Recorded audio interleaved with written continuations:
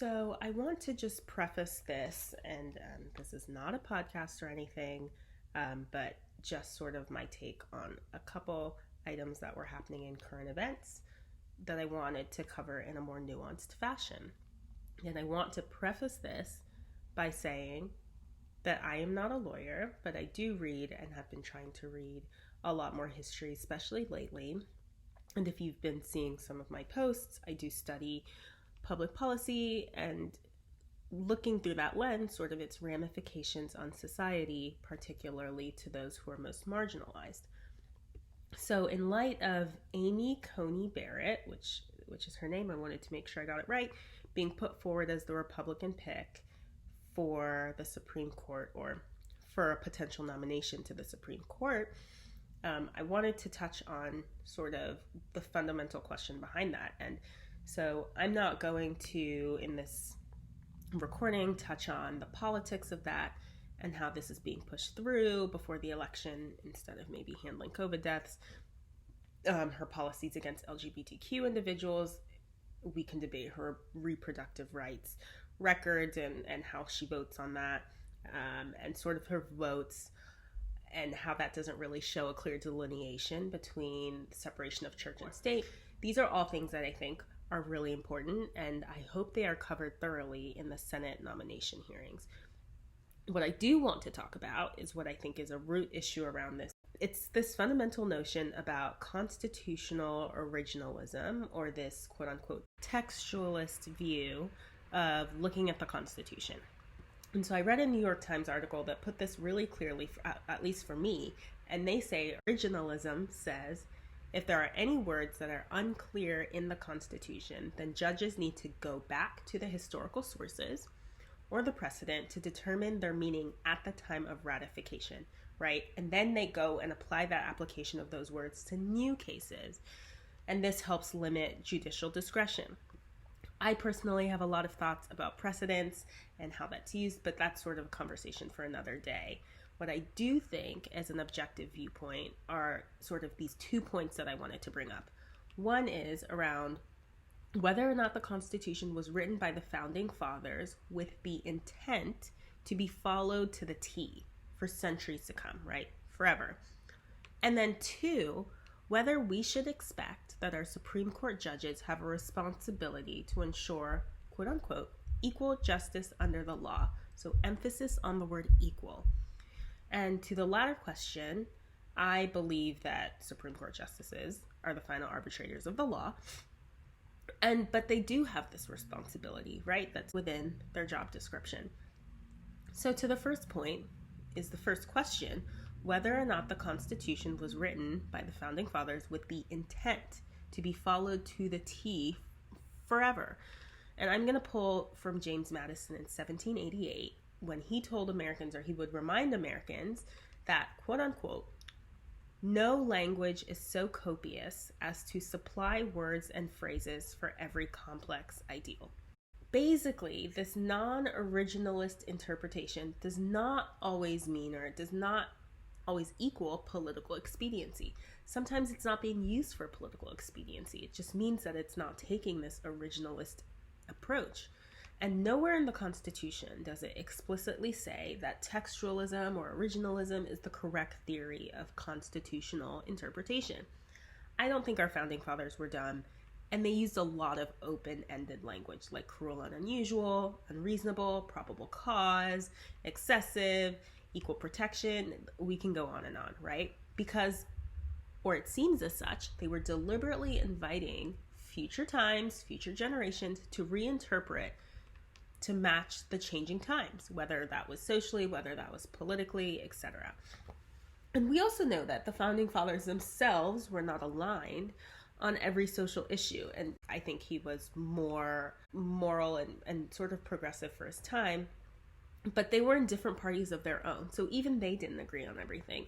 And contrary to what many individuals are thinking, you do have this middle ground. So you have complete originalist viewpoints. And then on the other side of the spectrum, you have this subjectivism, complete subjectivism, and you can be in the middle. And this was not coined by me, so I can't take credit for it, but you can use this principled, pragmatism, which basically says that judges should consider not just the constitutional language as it was interpreted by our founding fathers, but also the constitutional language as we interpret it in modern times, and also the overall goals and purposes of the Constitution as stated in the preamble, and also the public policy consequences of each of their possible decisions. There are a lot of different factors to keep in mind, and I really think that if we are appointing someone to the highest court of the land, they should be able to take a principled, non-extreme interpretation lens. That you don't have to be on either extreme.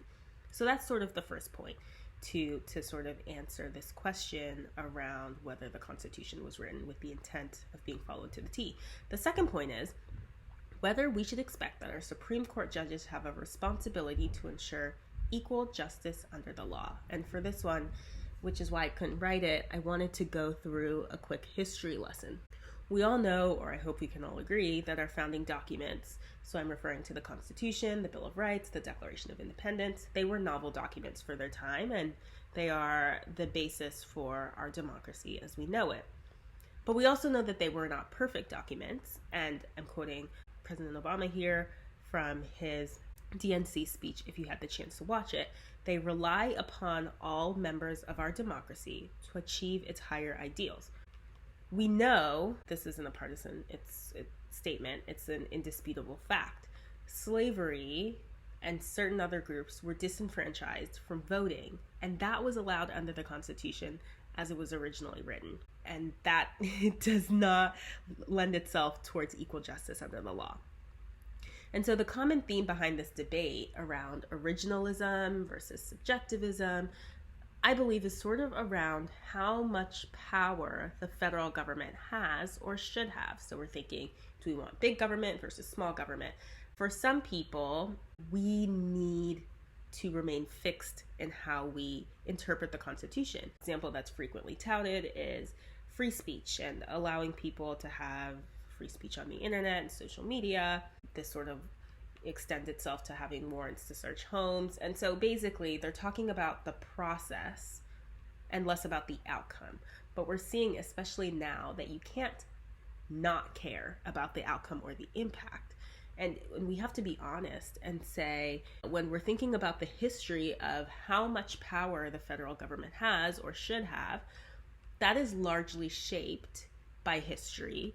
And that also largely shapes our political parties today. We're not hyper-partisan for no reason. It's coming from somewhere, and a lot of that can be explained through history. So you hear, and so this is sort of where it gets political, you hear a lot from Republican leadership, and if you had the chance to watch the RNC, and you hear this in general lexicon, the Republican Party is the party of Lincoln and of anti-slavery. I want to be clear that that is not today's Republican Party, at least the way they're operating currently, and it hasn't really been since 1965, which is when the Civil Rights Act passed.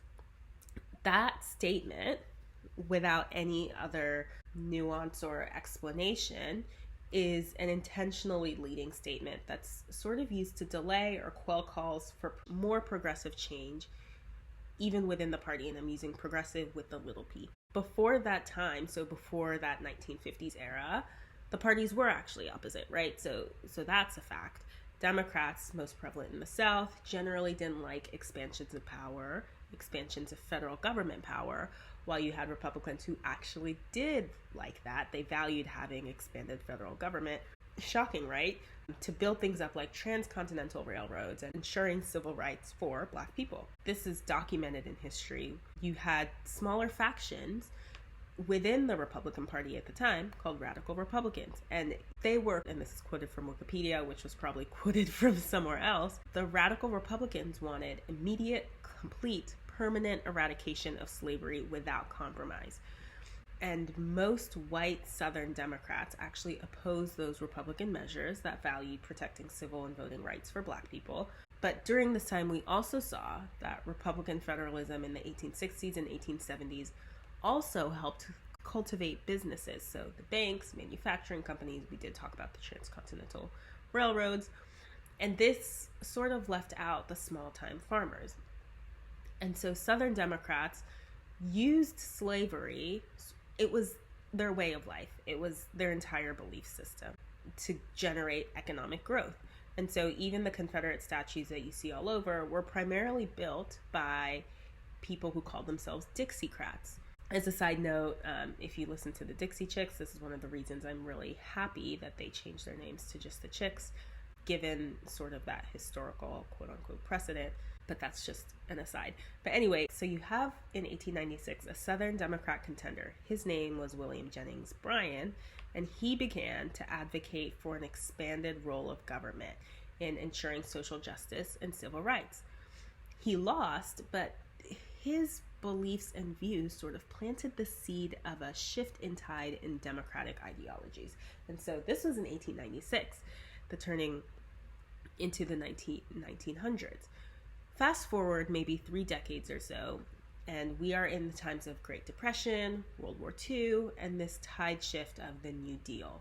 And so the New Deal consisted of the first New Deal and the second New Deal. This was from FDR in the early 1930s. And the New Deal was basically a series of federal relief programs that were designed to stabilize the economy and help those who were struggling the most.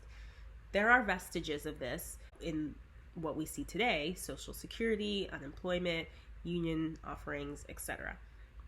A lot of people will fault FDR because his policies expanded federal overreach quite rapidly, and some will say unconstitutionally, though I also want to add that helping those who needed it most was essential during the Great Depression.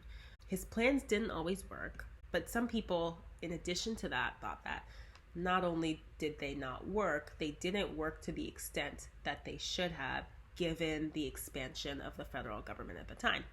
Again, I have my own thoughts on that statement that I won't really get into here, but I'm not saying that FDR was perfect. There are many examples of this, but I sort of wanted to lay the scene or lay the ground of this tide shift in the Democratic and Republican parties. Then in 1948, we have someone who named Strom Thurmond. So he's a governor of South Carolina, and he was also a senator for 48 years. He ran for president, and he was a Dixiecrat. So remember, Dixiecrats are people who seceded from the Democratic Party because they were opposed to the extension or expansion of civil rights for Black people. Strom Thurmond ran on this quote-unquote states' rights, and we hear this to this day, states' rights ticket supporting racial segregation. So you can already see how states' rights are inextricably tied with segregationist ideals. And this thought really started to permeate many parts of the Republican Party. And I mentioned Thurmond, who didn't win because of this notion of small government being directly tied to the expansion of slavery. And his running shows that Democrats began to take a firm moral stance against the expansion of slavery, or the proliferation of slavery. And then you have Lyndon B. Johnson, LBJ, who again was a Democrat from Texas, and he signed the Civil Rights Act of 1964 and the Voting Rights Act of 1965 into law. And what's most poignant is that after he signed the bill, and I'm quoting this, he said, quote, "I think we just delivered the South to the Republican Party for a long time to come," end quote, which he was absolutely correct about. The defections from the Democratic Party almost became flood-like, not just because of the New Deal policies from FDR and the concern people had about the expansion of federal government, but most notably because of slavery and uplifting the American, at the time American, way of life, aka supporting the white working class by any means necessary. So that's when the political parties reconstituted, and they adopted more policies that reflect current day political parties. And the Republican Party at that time also adopted more policies that they cared deeply about. So you had evangelical Christians speaking fiercely about opposing abortion. They valued small federal government, individual liberties, etc. But what I want to add here is that it's not like the Republican Party didn't value big government when it grew their businesses. I'm in business school, so I feel like I can say this pretty confidently. In nascency, businesses rely on big government to help provide capital, to provide infrastructure, etc. But when you have that and you've grown to a certain extent or to a critical mass, then you need things like less regulation, less taxes, aka small government. So I want to be really explicit that this transition to small government, once you've reaped the economic rewards from a big government and from slavery, is objectively self-fulfilling. If you're willing to do that for yourself, why isn't that type of investment necessary for those who are struggling? But again, I'll sort of stop on this tangent before we start talking about the merits and failures of true capitalism or meritocracy, etc. So now we're at Reagan. And he came in and basically took the opposite stance on federal overreach than the New Deal took. So this was, I think, 1981 to 1989-ish when Reagan was president. And I'm going to quote Obama here because I think he stated it quite fairly. He said, quote, "He," meaning Reagan, "put us on a fundamentally different path because the country was ready for it. And I think they felt like, with all the excesses of the 60s and 70s, and the government had grown and grown and grown, but there wasn't much sense of accountability in terms of how it was operating." This quote that I'm about to read, this next one, is about the Republican Party from the Reagan time period, and it's quoted from the History Channel. It says, quote, "By the time Ronald Reagan became president in 1980, the Republican Party's hold on white Southerners was firm. Today, the Republican Party remains the party of the South. It's an ironic outcome, considering that a century ago, white Southerners would have never considered voting for the party of Lincoln," end quote. And so you ask, Nigella, why is this important? Why have you been going on and on and on about history here? Well, because when we're talking about originalist interpretations of the Constitution, you're talking fundamentally about a few main things that we covered, but largely about how much control the federal government has, and when federal expansion is permissible, and why and when. So it's also equally important to remember that when you're looking at our founding documents, taking an originalist stance has a lot of pitfalls. It has some benefits, but it does have pitfalls, as in, it does not support equal rights for everyone, converse to what is stated in the preamble of the Declaration of Independence. And literally, the person who wrote it, Thomas Jefferson, valued limited government in order to progress an quote-unquote agrarian economy that valued helping the minority. But the minority he was talking about was the farm worker minority, aka the white minority, at the expense of slaves and slavery. And Thomas Jefferson himself continued to ignore and subject other minority groups like Native Americans to unequal statuses, which is incompatible with true democratic values. And when people asked Jefferson what his justification for slavery was, he argued that Black people's racial inferiority barred them from becoming full and equal citizens. And, he never set his slaves free. So I say all this to say the people who wrote the Constitution themselves were not, in terms of equal rights for all, completely sold on that idea themselves. And we see this perpetuated in the courts from certain individuals. For example, Justice Scalia, who's widely revered in conservative, so here I'm using conservative with a capital C, circle. Justice Scalia was a huge proponent of originalist views, and Justice Scalia is who ACB worked for a time, or she clerked for him.